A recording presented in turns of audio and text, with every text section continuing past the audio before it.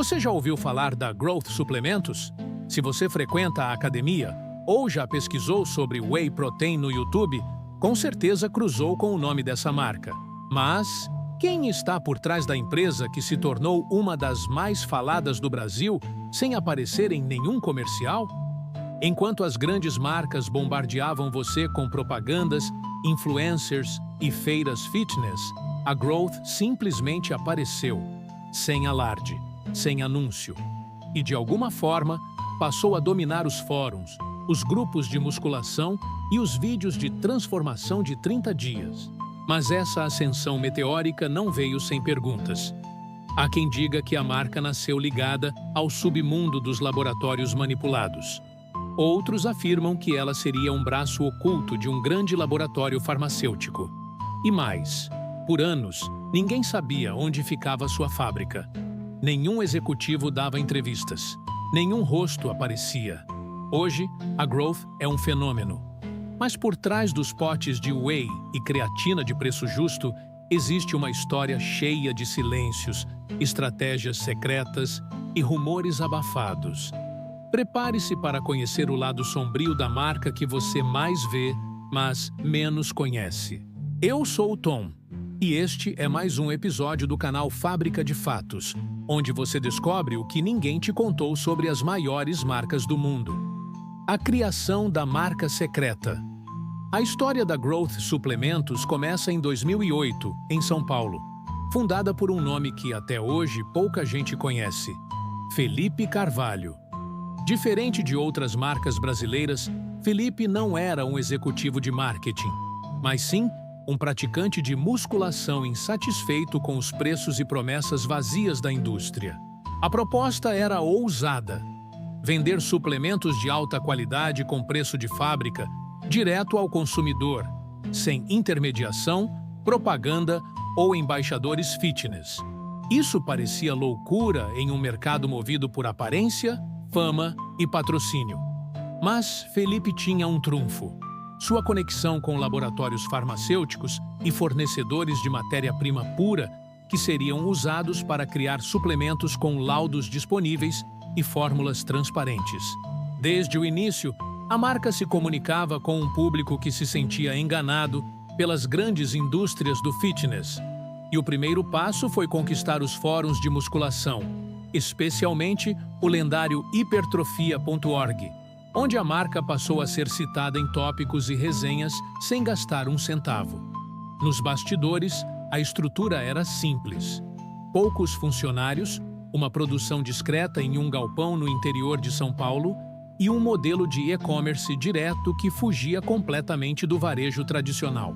Essa estratégia foi recebida com desconfiança por muitos no início. Como confiar em uma marca sem representante, sem loja, sem stand em feiras? Mas foi aí que nasceu o mito da Growth. Uma marca que foge dos holofotes e entrega mais do que promete. O que ninguém sabia naquela época é que essa simplicidade era apenas uma fachada muito bem construída. Os laudos que mudaram o jogo. Uma das maiores desconfianças do público em relação a suplementos sempre foi a veracidade da composição. Diversos testes de laboratório ao longo dos anos mostraram que muitas marcas entregavam menos proteína do que o rótulo prometia. Mas em 2015, a Growth fez algo inédito. Passou a disponibilizar os laudos de cada lote em tempo real, acessíveis por QR Code nas embalagens. Isso parecia um movimento corajoso demais para uma marca pequena, e foi isso que levantou a sobrancelha de muita gente no meio. Como uma empresa tão nova conseguia operar com tanto rigor técnico? Os rumores começaram. A Growth teria parceria com um laboratório farmacêutico de médio porte no interior paulista, que estaria usando a estrutura da empresa como um teste de mercado direto ao consumidor. Outros diziam que os próprios donos seriam farmacêuticos industriais, com acesso privilegiado a fornecedores internacionais. O fato é que os laudos impressionavam. As proteínas Growth frequentemente entregavam mais do que prometiam, com altíssima pureza. E isso virou um ponto de virada. a marca passou a ser recomendada por influenciadores de forma orgânica, o famoso boca a boca digital. Mas nem tudo era transparência. Em fóruns como o Reddit e o Hipertrofia, começaram a surgir supostos relatos de ex-funcionários que diziam que a empresa apenas publicava os laudos dos melhores lotes, escondendo os resultados abaixo da média. Nunca foi comprovado, mas a dúvida ficou no ar. Para o público comum, porém, a Growth havia se tornado a marca honesta. Uma posição difícil de manter quando se começa a crescer. O crescimento nas sombras, enquanto marcas como Integral Médica, Probiótica e Max Titanium investiam milhões em patrocínios, a Growth seguia seu caminho sem aparecer em revistas, feiras ou TV. Ela crescia nas sombras, aproveitando um fator que poucos entendiam: a confiança construída direto com o consumidor final. O segredo? A Growth se tornou uma espécie de culto underground. Seus compradores viravam defensores fervorosos. Era como se fazer parte da marca significasse pertencer a uma elite secreta do mundo fitness. Você não era mais só um consumidor de whey, você era do time da Growth. Nas redes sociais, a empresa não investia em grandes influencers. Pelo contrário, muitos dos conteúdos vinham de usuários reais, que postavam seus próprios resultados, suas rotinas e seus kits Growth com orgulho. Era um marketing orgânico brutalmente eficaz.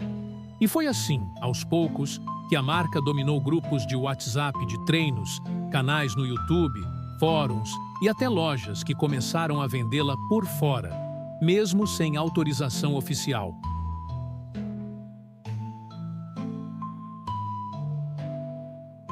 A produção aumentou. Novas linhas surgiram: creatina, BCAA, pré-treino, multivitamínicos. E a estrutura da empresa começou a mudar, mas sem mudar a essência misteriosa. Ainda era difícil saber quem era o CEO. A fábrica, escondida no interior de São Paulo, não tinha visitação.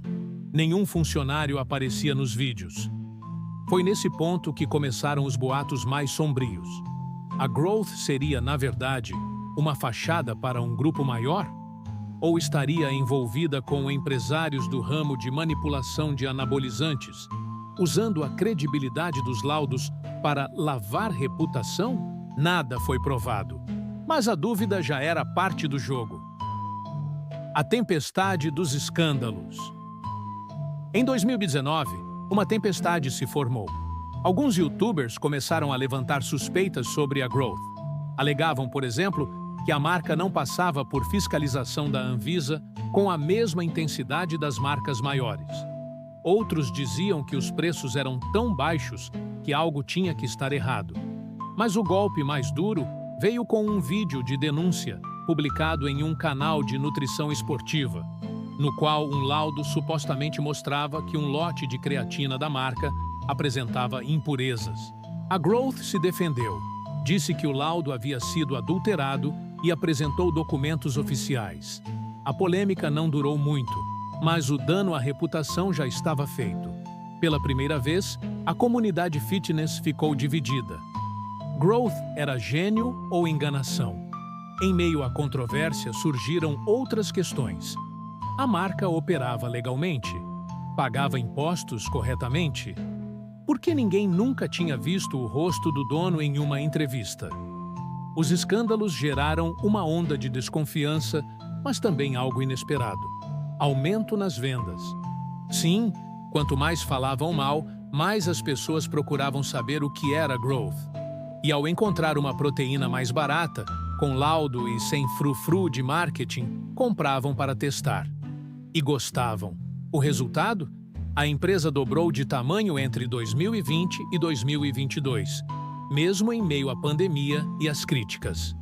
O que parecia o início do fim se transformou em um novo capítulo de ascensão. A fórmula do sucesso oculto. Hoje, a Growth é muito mais que uma marca de suplementos. É um modelo de negócio silencioso e eficaz, que desafia tudo o que se ensina sobre marketing. A base do seu sucesso parece simples: mas é engenhosamente calculada. Produtos com altíssima margem de qualidade por custo, venda direta ao consumidor, sem loja física, laudos públicos que geram confiança, investimento em estrutura própria ao invés de publicidade, engajamento orgânico vindo da própria base de clientes. Mas há algo mais profundo. A marca entendeu o desejo psicológico de pertencer a um grupo fora do sistema. Quem compra Growth sente que está fazendo parte de uma rebelião contra o fitness tradicional, contra o hype, os corpos falsos, os discursos vazios. E isso, por incrível que pareça, transformou a marca em um ícone. Em 2023, foi registrada a marca Growth Supplements nos Estados Unidos, sugerindo uma possível expansão internacional. E, curiosamente, os mesmos rostos anônimos continuam por trás, sem entrevistas, sem exposições. É quase como se a Growth fosse um produto de inteligência artificial empresarial, fria, calculada e sem ego. E por isso funciona. Curiosidades, teorias e o futuro da Growth. Apesar de tudo que se sabe, muita coisa ainda permanece oculta sobre a Growth. E é justamente esse silêncio que alimenta as maiores curiosidades da comunidade. Por exemplo, por que a marca não tem um CEO público? Será que os donos evitam aparecer por segurança? Ou para manter o foco na marca e não em pessoas? Existe algum sócio oculto envolvido com o mercado farmacêutico? A Growth realmente produz tudo sozinha? Ou terceiriza e apenas rotula?